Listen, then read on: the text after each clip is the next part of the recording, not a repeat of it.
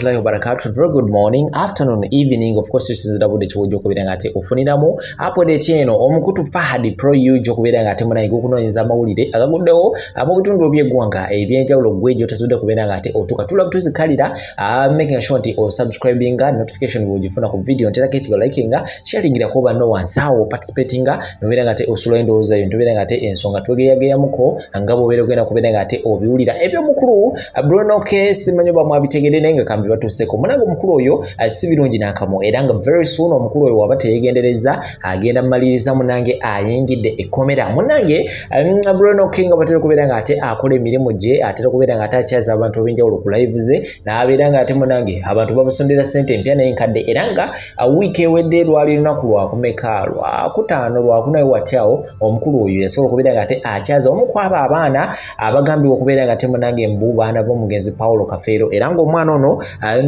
gwe yakyaza week ewedde amanya bamita Sentongo Kafeero no yomukwaba abaana DNA test abiyesobola kubera ngate munange esesema eranga munange abantu abenjawulo bakwatibwa ekisani bubera ngate bamusondera sente empya n'enkadde eranga okusinziira ku Bruno K yavayo nategeeza nti emiliyoni 8 ku 10 zisobola kubera ngate azisondebwa ekiro ekyo munange ebyaddakaawo enkeera Bruno K yakwata sente n'abeera ngate aziwa omukulu oyo Sentongo Kafeero era ekyaddakaawo n'abeera ngate amutwala mugamu ku maduuka namutegeeza nti mbu lino edduuka tugenda kubeera ngate tuligula ku ezo sente zisobodde okubeera ngate nkuwa mbu bino bya mbu munange okusinziira ku Sentongo Kafeero yategeeza nti basobola okubeera ngate bamujjako sente ezo ze bali bamukwasizza oluvannyuma okubeera ngate bamukuba ebifaananyi awo ng'ali mu dduuka ne bitambula ku social media era munange awetogera ssaawa eno akasente ke ate basobola okubeera ngate munange bakamuddiza ate n'edduuka lye bamusuubiza okubeera ngate mbu bagenda kubeera ngate buli mwegulira munange byayita buyisaawo mu mpewo kakati omukulu ono Sentongo Kafeero asize okubeera ngate ensonga zingiza mu poliisi era nga adduse okubeera ngate munange agenda okubeera ngate afuna obwenkanya asobola okubeera ngate afuna akasente ke asobola okubeera ngate abaako byeyekoleramu era ng'obutemi mbwina ngenda kubeera ngate bukutusako osobola okubeera ngate omanya biki ebiri mukubeera ngate bigenda mu maaso side zeyo naye nga badage si byangu n'akamu wansawo ojja kugendawo naawe obeere ngate otuwa endowooza gulooza ki okusinziira ku nsonga nga bwesobodde okubeera ngate ozibule nabakugyeyo ensonga endala nyingi nnyo nga pulezidenti okubeera ngate zitambula mu ggwanga Uganda ngenda kubeera ngate zikutuusako sheeka shira musoma wa dduwa oyo ye ekyokola mukimanyi bulungi nnyo enamba zisimu wansawo ku lusika ziyitawo kopololako ensonga zo zijja kubeera ngate zitambula bulungi nnyo malira disana nga kwesa amaanyi ag'edduwa katusimbule ku nsonga za Bruno K n'abaana b'omugenzi Paulo Kafeero ki ekiri wakadde kano temvaawo Senior 6 wakola combination ki? Nalindi ku midwife. Osoma wa midwife. Sentongo senior 6 ya mwaka che ya midwife.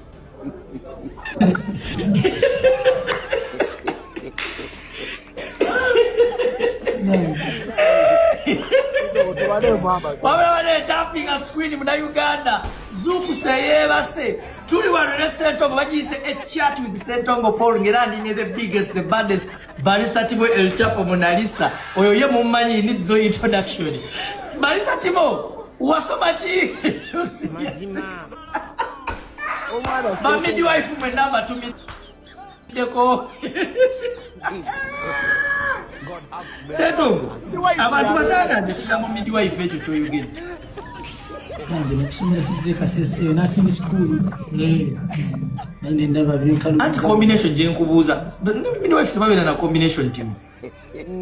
Oba wakola combination, wakola science. Sciences. Bokola gundi ki? Baga. Biology, agriculture, geography. No fundikira ngo midwife.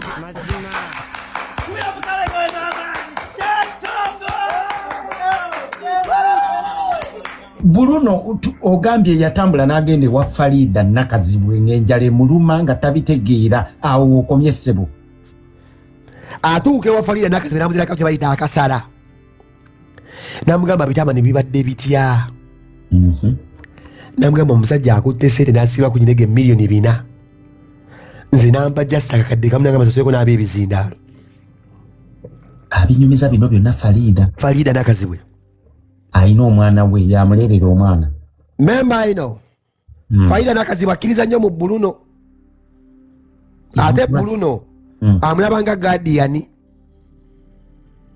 Farida Nakazibu wetaaga direction. Farida abadde mulamu bwa Bulino nga amubangula bulungi era amuyigiriza nti wano otambula bwoti ontambula wano. I'm listening. Era Farida amugamba sooka kakkane. Teacher Lumbuye ne bamuwa ku mazzi ag'okunywa. Lumbuye nkwagala nnyo. Lumbuye yasooka okuzimba YouTube channel yange. Nkwagala nnyo Teacher Lumbuye. Respect Teacher Lumbuye. Anyway, you're there. Master Lumbuye kyakabi. Kakati. Yes. Bruno kasaba amazzi g'okunywa. Ne baleeta akadomola k'amazzi. Baakamumma. Farida Nakazibu alina muwala we n'amugamba akwate the things that we peel on bananas. Babita baja? Ebikuta. Ne bamukoomerawo ku nsuwa, amazzi g'omu nsuwa. Agbaga omuntu ava mu kkomera. Yes. Era yamugamba mwana wange nkuwa amazzi g'ensuwa eno kwambulako ekitambo kye bayita Crystal Panda.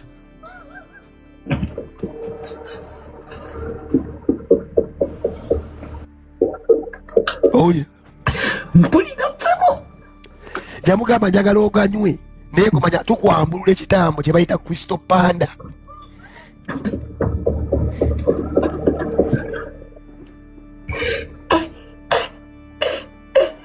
Big up to you, Mr. Lumbuye. Era omwana oyo Bruno K agenda kwa mukabuyonjo ne bamugamba tukozesa toilet paper. Bamugamba alimo okukozesa toilet paper. Ne bamugamba waliwo manyina kazi wazimba. Mabbali waliwo cement.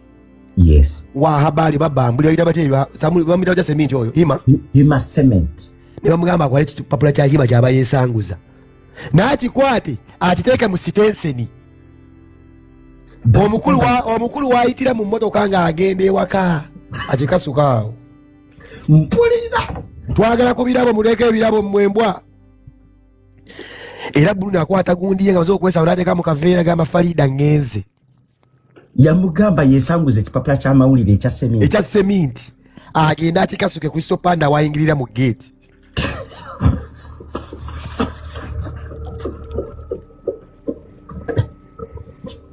Mpulira.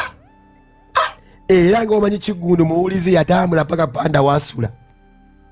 Bwe yamala osala ezzike ng'apamye yakwata ekipapula ekyo n'akiteeka mu nsawo n'agenda nakyo. N'akitwala paka ewa Panda wasula mu gate. N'akiteeka awo n'akisuula awo. Tegeeza Panda yakibuuka. Panda yalina okujja okunnyonnyola ssente mmeka ezaavuddemu nga yeebaza abawagizi. Eyali yakola vidiyo ku TikTok mu ssaawa 2 nga alina abawamulaba 2.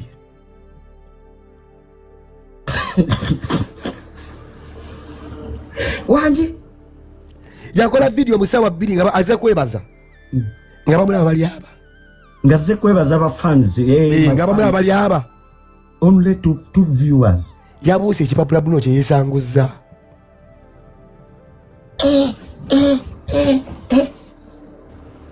Farida agamba Bruno olabye abantu babadde nabo ku live. Tandika okukola posto olange nti ngenda teekawo kye bayita ekiboozi okirangire wiiki. I'm listening. Kiwe ku bantu bonna be mbadde muyita ku kiboozi abayibi abakwenyumiriza babiteeke babidistributing obabule n'ennaku z'omwezi zogenda okupremieringa ekiboozi.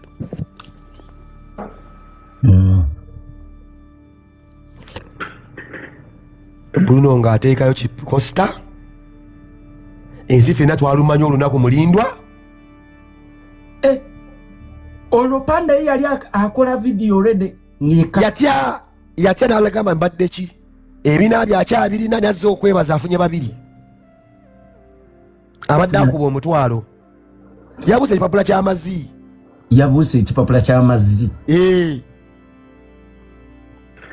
Kiggundu ne najja aka Bruno K nga teyakkirizaamu era ayakola bwe eddagala likola naye teyakkirizaamu essaawa eyo nandika akapeesa ka live. Nakati Bruno agamba ali akankana nga akanyiga amanyi agenda kuswala naye yakanyiga.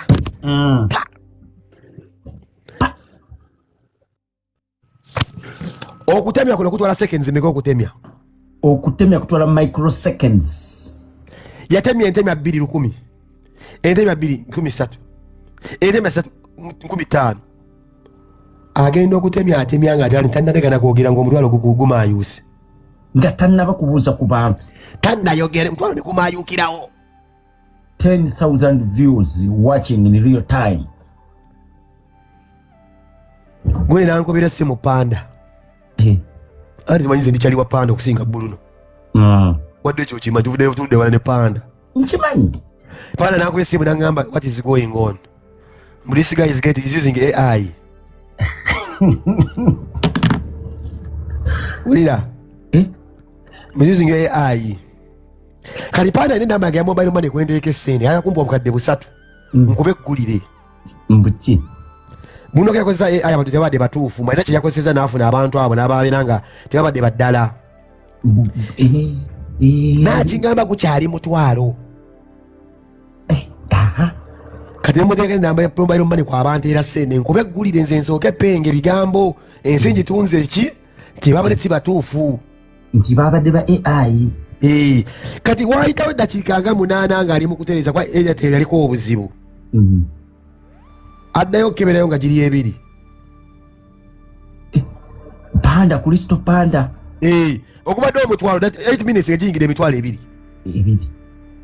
nanga mapenge Airtel emu obuzibu naati sooka okebera omusajja atayingidde emitwalo 2 nemugamba nedda nenyogera nga faatijjo yesterday's price is not today's price bwe giba giyingidde 2 nyongeramu sente kati njagala milioni 4 musango gugezza okwo jukira ali ampa milioni 2 nga twogera ku mutwalo gumu guno gwakubye nange okyayingira ebyengamba kati ddabu nange njagala ddabu oyagala milioni 4 ali lwiri ng'ozimpa nkobe mmalisi yenna njogera ebintu ebikyamu ku Bruno agenda otunanga giyingidde 3 30,000 people watching in real time kati nemugamba naye nkwagala nnyo omanyi n'emitwalo 10 gigenda kutuuka n'emitwalo 10 agenda gikuba nekwata sente ezo oziteeke mu nsawo olunaku olwo Bruno Jeff yamutwala ewa Bobi Wine enkeera lwendaba Bruno ne His Excellency Robert Kyagulanyi Jeff Kiwa yamutwalayo ku biiki ebusaabala tomanyi Jeff amanaginga taxi yes amutwalayo ebusaabala fenna twatya bamuwa amasanyalaze olwedde agafunye yeetaaga direction n'okubuulirirwa the numbers have come but needs guidance ku nanyini numbers mu Uganda e Bobi Wine yes and the electricity yagenda bamuwe guidance nziguidinze ntya zino enamba what these people don't understand ndi Bobi Wine asiba abulirira Bruno how to handle himself that's why stretch ebadde y'amaanyi tebagenda ate ewasebe yakubye emitwalo 5 yakubye emitwalo 5 Bruno ke kataddako 10 now Kasuku's problem is not about the numbers kati where does Kasuku zizibu kibwe alina ne Bruno intelligence who is more intelligent than the other intelligence eraga ya state house Natacha kubira Kasuku natugamba wachi watugamba nti go ine number who's this boy Natasha yewunyiza nga alaba Bruno is the one who has the numbers. Yagamba you told him Mzee you have the numbers but who's this boy because you cannot release the 5 billions when you don't have numbers. This boy has the numbers. Natasha yakyusita sente agalazi wa Bruno. Of course. He has the numbers. He's the most watched Ugandan right now. Exactly. That is why ngidere bambiki team sufa no bupira pira bwe nabo kudagala bwera nga yabufuga Bruno aberenga mu sector yabatwala. So if the money comes for TikTokers is the head. That is agenda kola sako yiye. Ate Natasha aberako ku TikTok she watches everything. Aberako. So tayinza kuwa biri alaba Kasuku nga asumulula bere yanga Kasuku ayina abantu 8. Bwalaba Bruno ayina emitwalo 5. Kati gwe sedo nzaziteeka ate gwe sedo ziteekawa. Nze mwembera Natasha iramba njaziwa Bruno. Ononya influence ziteekawa. If I'm looking to promote my company or my brand or my something or my product, Bruno has become a problem to an extent. Chiyamba gwe okubeera ku videos ze. When was the last time you saw someone inviting Shira Gashumba? Kira Kashumba namukyazaako okodda nga alwana ntalo. Naye ngamba Kira Kashumba najja talina make-up naddawo n'akuba ebibuuzi. Kizibu. Krepanka. Omwana yalese ba IGP baani bonna abaleese Manyombi Tembo. Now let me tell you something. There's something cooking. If Kasuku thought ogenda kugunde kumisinga mo 7 no streaming ku YouTube kyali kinene, wait for Bruno K's move. Alinde Bruno Kenga bamutute mu State House kubanga that's where is heading to now. Anti Omega ne Alpha wa TikTok. Kati Mickey seems too funny. Olutalo lwalwana Kasuku yalufunamu. Si Mickey. Well, Mickey seems too funny, but views is ntono kuza Bruno. Ntono nnyo. Nebo gata Kasuku ne Mickey seems too funny ne Jose Chakala era Bruno asigala abasiga. Bana bato nnyo. Nebo gata ko ne Kabata ne Deshi. Because network ya Bruno eri broad nnyo nti yes sketchinga deep. Nanonya ensi TV kyeka ku social media namukuleetera mu njuye nga amusondera. He does charity. Ate charity wa omwana yetaga credit alina networking embi enzibu omuntu abeera kamocha oba kasese kyabako kimutuuka ne kyumanya ku social media bajja mutuuse wa Bruno. So muve ku byokwogera nti bya senti za soloza. Thank the boy for creating networking. Mbere tumune wali bera gulu obane bamukube essasi. The next 2 days ojja musanga mu ntebe ya musajja. Wacha agenda ku State House. Yatereza ne wano gundi tenge ne manager we baade bayomba ye yabaterezeza. Batenge ne management was a bunch of idiots. For tenge kubera nga kizibu kye simu. Branding atenge kizibu kye bakusondera simu. The management yali yasemba dda. The man has been on flights. Young boy bamukubisa obulango bwa iPhone at Dubai and is lacking a phone. What kind of mentality is this? Kati Kristo Panda kino kyamuleka wa? Yaddeyo n'alima. Namere yamuwera ddala enkumbi emasamasa.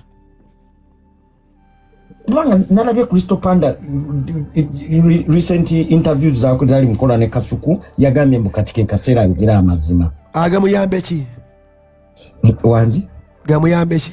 Ani amuwuliriza?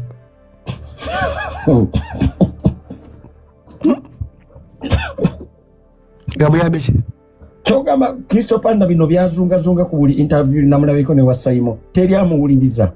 Ugandans are not interested in his speech, man.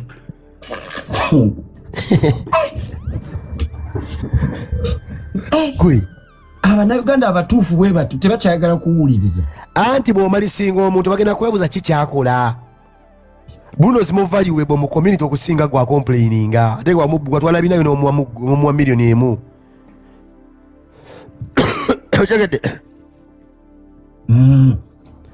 Bruno ki kyakola ssaawa zino kibi oba kituufu mu society? Kituufu ssebo. Kati gwe n'okola mmaliso nakyo oyinza kukola ajja kuzuuka ku TV zonna Bruno will still stands firm. Abantu bakyajjukira eri miliyoni emu gye yamuwa. Fetukimanyi ojja okisibira ku kinege n'ogimuwa ngewunya n'obusa n'omugamba asasuleko n'abantu bwe buzindaalo. Asasuleko n'abadrive. Akusigazaako 5 gusigaza 4. Kati kyogamba abantu bwe batunuulira Kristo Panda balabira ddala omuntu ali ku bibye. No, you just say man who's just a thief trying to seek sympathy. A certified thief.